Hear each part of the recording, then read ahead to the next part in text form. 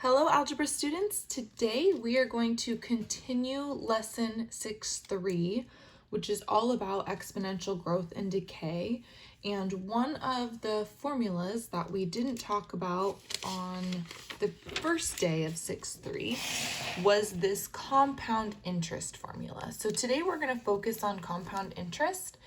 It is still in that same a times b to the x power, but your b, this rate, is found by adding 1 to the rate divided by how many times your interest compounds. And we're going to talk about what that means specifically.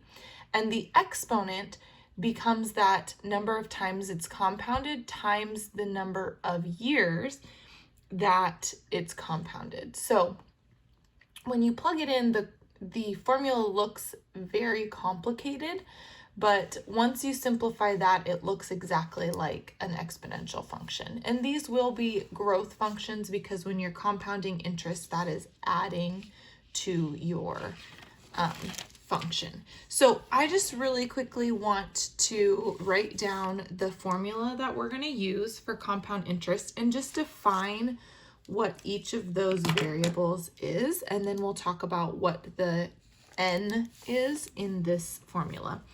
So for compound interest,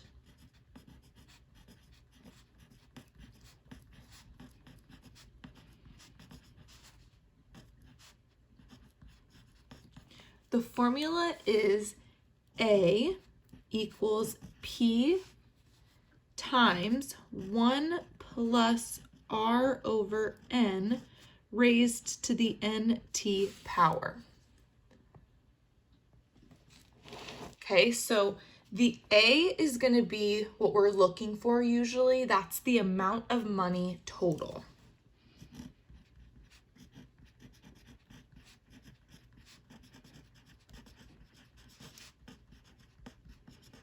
While the P is what we call the principal, and that's always our initial value.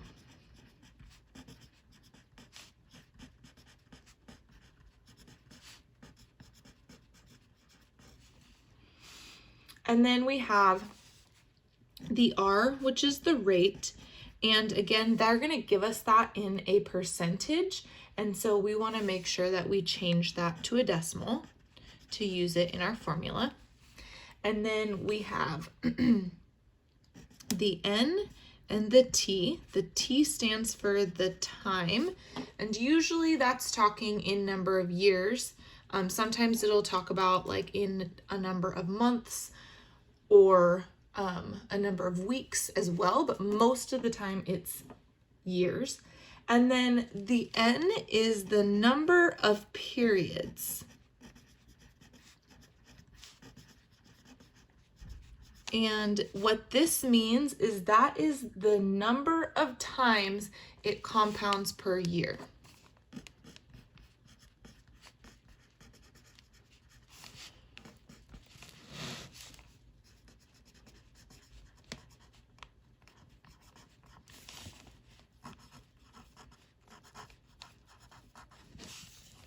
Okay, so the number of times it compounds per year. Now, this is going to be defined by these words that we have up here. Annually, semi-annually, biannually, quarterly, monthly, and bi-monthly. You will see these words in the problems. And what you're going to have to do is recognize how many times it's compounded if it's compounded one of these ways. So, annually means yearly. So we can talk about that being once a year, the interest compounds.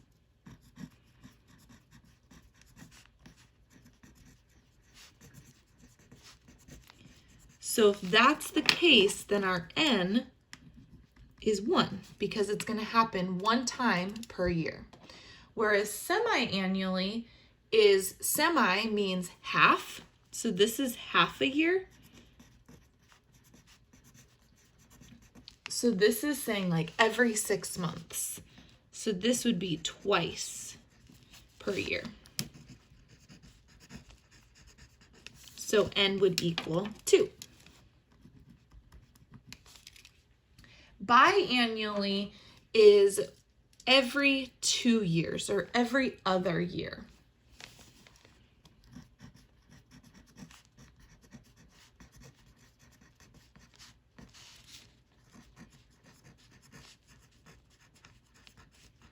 So that would mean that if it happens every other year, but we're talking about how often does it compound per year, n would equal 1/2. Because in 1 year, then it would compound half the amount that it would normally. Quarterly means it's going to happen 4 different times. So this is actually every 3 months.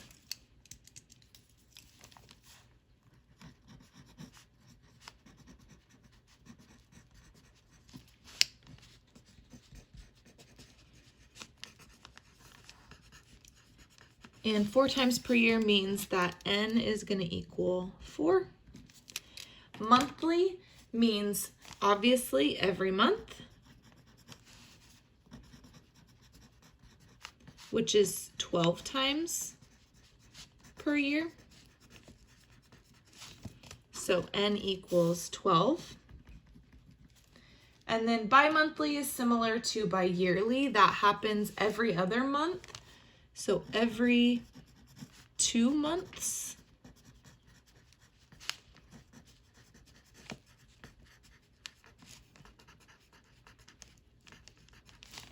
Which means that n is going to equal 6. So these are the most common numbers of periods that you'll see in the problems. And so these are the n values that you're going to use in the problems that you will see. So let's go ahead and look over at an example. So example 1 reads, Kimberly's family invested in a certificate of deposit, and they call those CDs, for her when she was born. The interest is compounded quarterly. So that's important to know, is that the interest is compounded quarterly. I'm going to go ahead and write that down.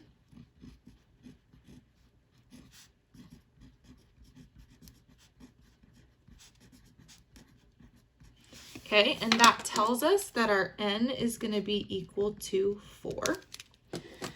It says, what is the value of the CD at the end of 5 years? So we know also that then our time is going to be 5 years, because the time, again, is the amount of time fully that the certificate is being compounded.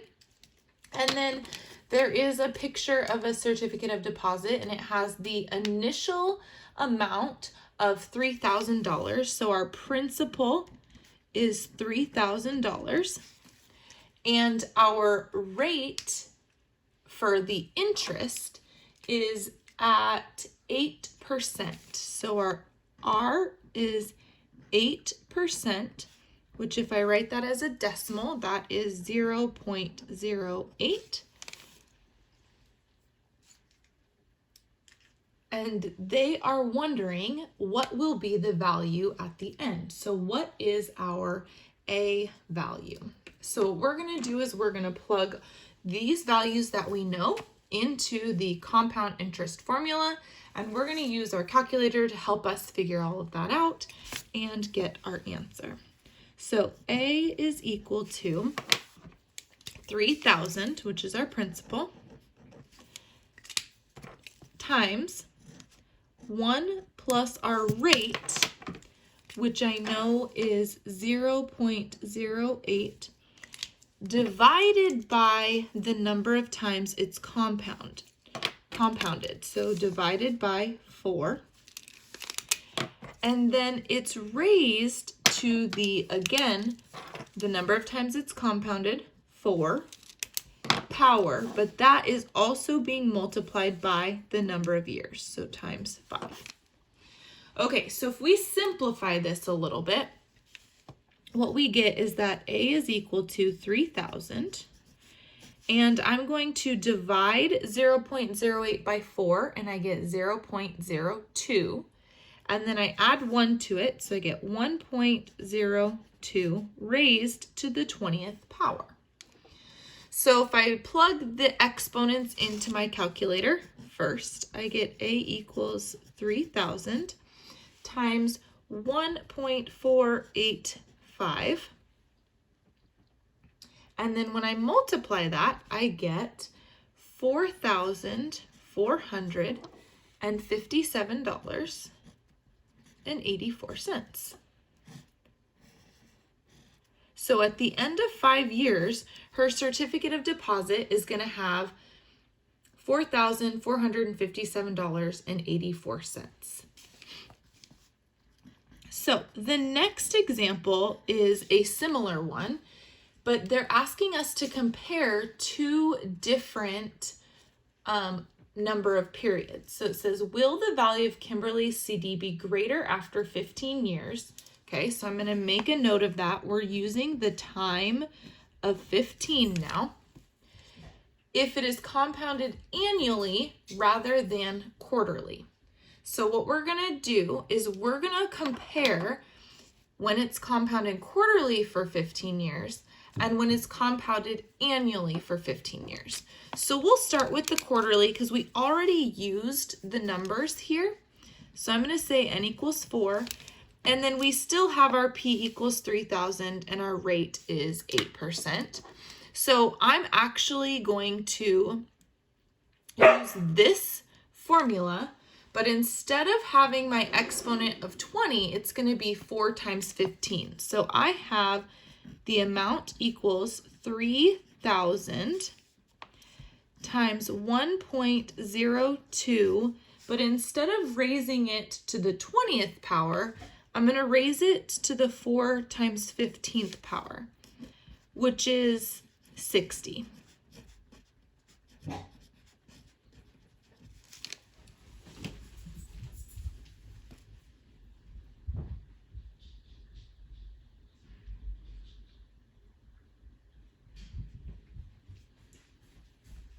Okay, so when I plug that into my calculator, what I get is that the amount is $9,843.09. So if her CD continued for 10 more years, compounding quarterly, she's going to be almost to $10,000. Now, what if it only compounded annually? So if I have t equals 15, and then if it compounds annually, that means that n is just going to be equal to 1. So when I plug that in, this is going to change as well. So I have the amount is equal to 3,000 times 1 plus 0.08 over 1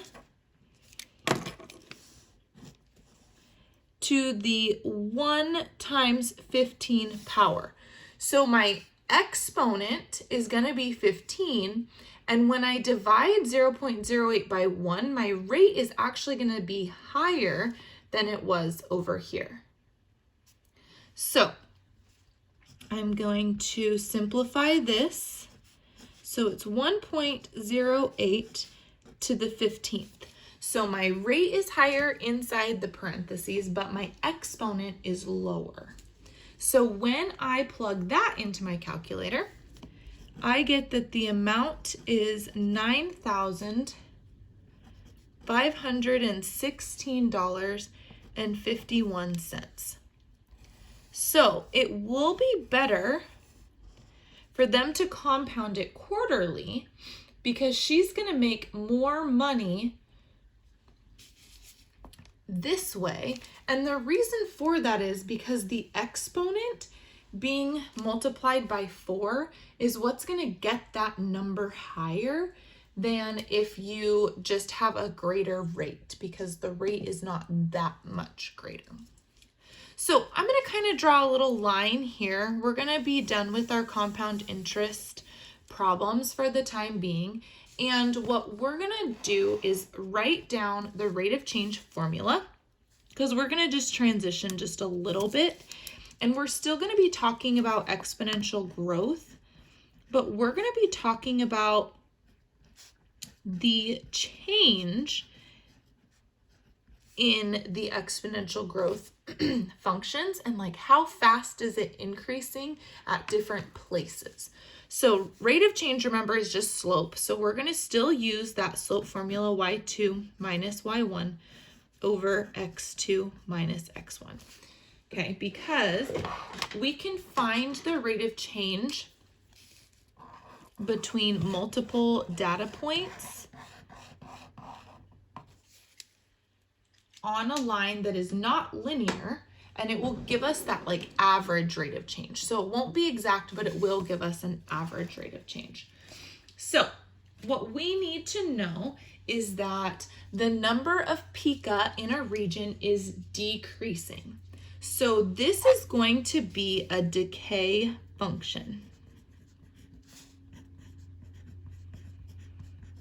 So when we do the rate, we need to remember that it's going to be a decay rate. So we're going to do 1 minus that rate. How does the decrease in the pica population for years 1 to 5 compare to the population for years 6 to 10? So we need to write down all of the important information. It says that the initial population of the pica is 144.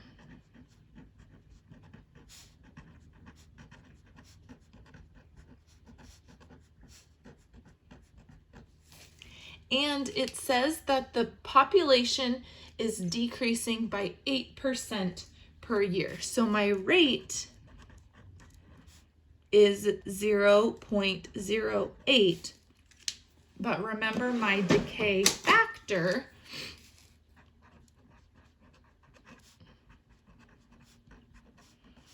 is 1 minus 0.08, which is 0.92.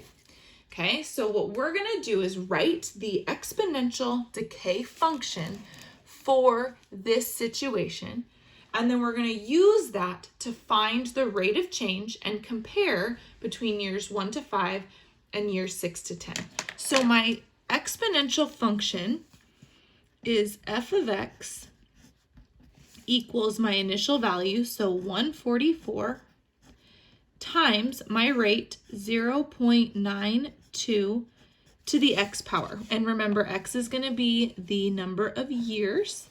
So we're going to kind of divvy this last portion up, and it's going to be years 1 to 5 over here, and years 6 to 10 over here. Okay, so in order to determine our x and y values so that we can use our rate of change, we're going to use these endpoints because we don't really care what's happening in between. We want to know what's happening at these endpoints. So I'm going to find what was the population after the first year, and I'm going to plug that in. So after the first year, it's going to be 144 times 0.92 to the first power. And then I'm going to find what happens after the 5th year. So I'm going to plug in 5. So 144 to the 0.92 to the 5th power. And when I plug those into my calculator, what I get is 132 pica after year 1. And after year 5, I get 95 pica. So what I have are 2 ordered pairs, 1 132 and 5 95.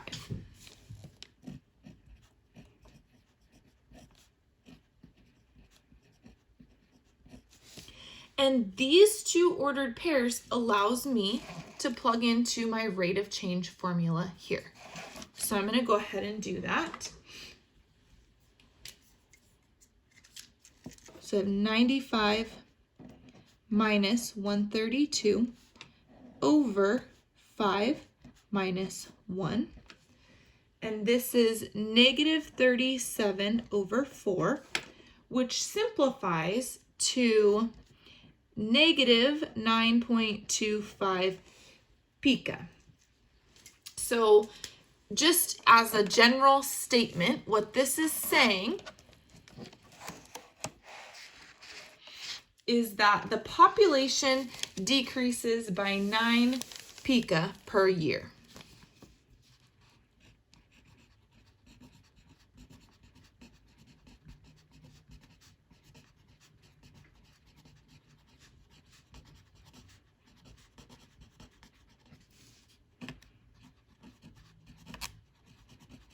And of course, this is on average, and this is talking only between years 1 and 5, is what it is telling us. So we're going to do this same thing for years 6 through 10. So I'm going to go ahead and plug in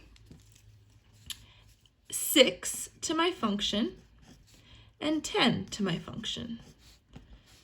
144 times 0.92 to the 6th power, and 144 times 0.92 to the 10th power.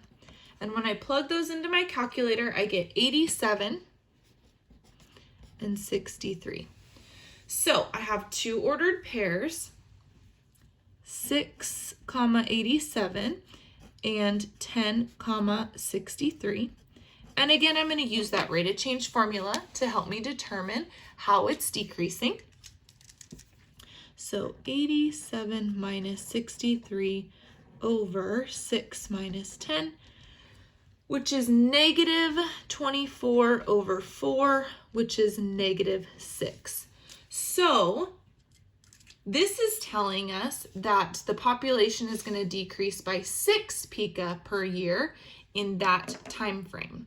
So what that means is that the rate of change is less steep.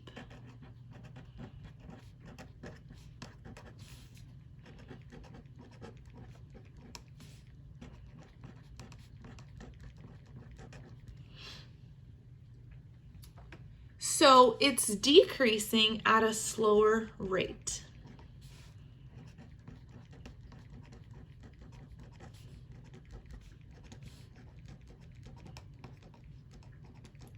And really that makes sense. If there's less pica in the population later, then there's going to be, then 8% of that decreasing is going to be less each time because there's less pica to decrease from.